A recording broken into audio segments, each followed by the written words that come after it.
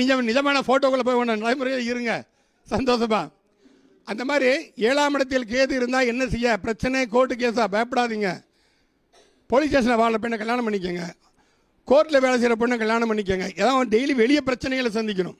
அவங்க வெளியே பிரச்சனை சந்திச்சா குடும்பம் உங்களுக்கு பிரச்சனை இல்லாமல், இது விதி விலக்கு. 7இல் கேது இருந்தால் பிரச்சனைங்கிறது விதி. அப்போ அதுக்கு நம்ம என்ன செய்யணும்? இந்த மாதிரி நம்ம மாற்றி கொண்டு விட்டோம்னா அது விதி விலக்கு. இந்த மாதிரி எல்லா விஷயத்துக்குமே விதி விலக்கு இருக்குது. செவ்வாய் தோஷத்தை பற்றி நம்ம அதிகமாக பேசுகிறோம்.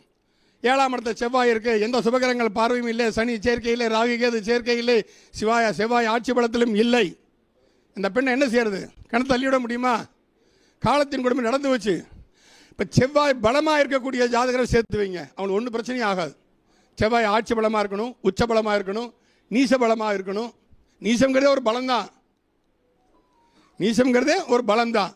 அப்போ எதிராளிக்கு செவ்வாய் பலம் இருக்கிற ஜாதகங்களை சேர்த்து வைங்க, கண்டிப்பாக செவ்வாய் தசை அவங்களை ஒன்றும் செய்யாது. அவங்க 2 பேரும் ஒன்றும் சேர்ந்துட்டாங்கன்னா. இதெல்லாம் நாங்கள் அனுபவத்தில் பல ஜாதகங்களை பார்த்துட்டோம். நாம் விதியை மட்டும் பார்த்துட்டு போகிறோட விதி விளக்குகளையும் பார்த்துட்டு போகணும்.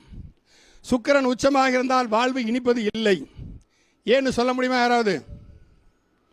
ஏன் சுக்கிரன் உச்சமாக இருக்க வாழ்வு இனிக்கிறது இல்லை? திருமண வாழ்க்கை யாராவது ஒருத்தர் ஒரு பாயிண்ட்.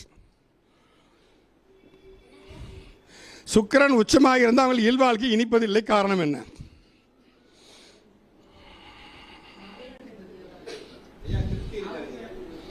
அதுதான் என்ன காரணங்கிறேன். எந்த 7ஆம் இடத்துக்கு அதிபதி? அவன் ஜாத்த கால பிரச்சனை எல்லாரும் மேஷமே வந்துடுமா? எல்லாத்துக்கும் அவன் ஜாத்துக்கு ஒரு தனி லக்னம் வருமே. எந்த அதாவது காலபுருஷனுங்கிறது காமன் சப்ஜெக்ட், பேசிக் ரூல். இது அவங்களுக்கு தனிப்பட்ட முறையில் ஒரு லக்னம் அமையும். சரி, மகர லக்னம் எடுத்துக்கங்க. மகர லக்னத்துக்கு முழு யோகாதிபதியே சுக்கிரன். உச்சமாக இருந்தாலும் வாழ்க்கை கொஞ்சம் கூட ரசிக்காது. என்ன காரணம்? என்ன காரகம்? திருமணத்து செவ்வாய் தான் காரகம் நம்ம சொல்லிட்டு இருக்கோம். 7ஆம் அதிபதி மாறுவான் இல்லையா? இப்போ தான் மிதுன லக்னம்னா திருமண காரகன் அங்கே குரு வந்துடுறானே. என்னது? அவன் இல்லைன்னா நம்ம இங்கே ஒருத்தர் கொண்டாடவே மாட்டான். சுக்கிரன் இல்லைன்னா இவ்வளோ தூரம் நம்ம கொண்டாடினா சுக்கிரன் தான் காரணம். அதுக்கு சிம்பிள் லாஜிக் ஒன்றும் கிடையாது. அவன் தன் நீச்சை வீட்டை பார்க்கிறான், அவனுடைய வீடு நீசமாக தான் இருக்கும். சிம்பிள் விதி விளக்குது. எந்த ஒரு உச்ச கிரகமும் அதிக நற்பலன்களை தரவில்லைன்னா அவன் நீச்சை விட்டான்.